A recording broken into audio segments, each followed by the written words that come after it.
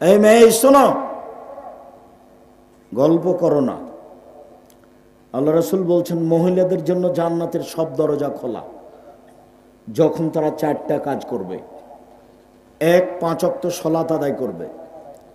2, রমজান মাসে সিয়াম রোজা থাকবে। 3, স্বামীকে মেনে চলবে। 4, জেনায় লিপ্ত হবে না। হয়েও যদি থাকে জেনা, তওবা করেন, তাহলে আপনি সবচেয়ে ভালো মানুষ হয়ে যাবেন।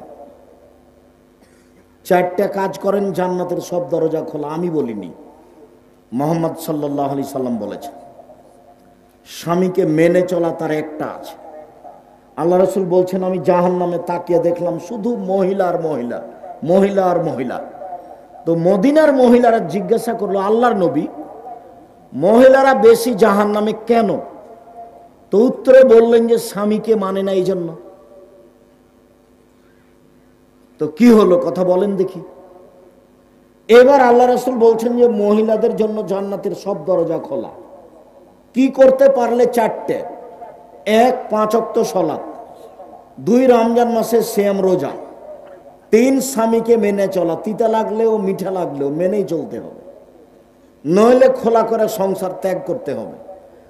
মাস মাস, সপ্তাহ সপ্তাহ, বছর বছর স্বামীর সাথে কথা বলবেন না। আর স্বামী 1 গ্লাস পানি চাইলে ওদিক দিয়ে হেঁটে চলে যাবেন। এই সংসারের দাম নাই। এই সংসার না করে নিজেকে খোলা করে নিয়ে নিজে বাঁচেন। আর সংসার স্বামীর সাথে করলে যতই খারাপ লাগুক তাকে মেনে নিতে হবে। আর আপনাকে বলি, যখন তখন ওই স্ত্রীকে নিন্দা করিয়েন না। ওর বাপের বাড়ির কথা বলে কিছু বলিয়েন না। ওর রং চেহারা বলে কিছু বলিয়েন না। এটা হলো নোংরা আচরণ।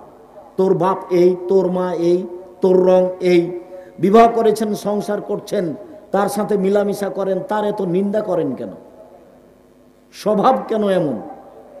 তার এত নিন্দা করবেন কেন?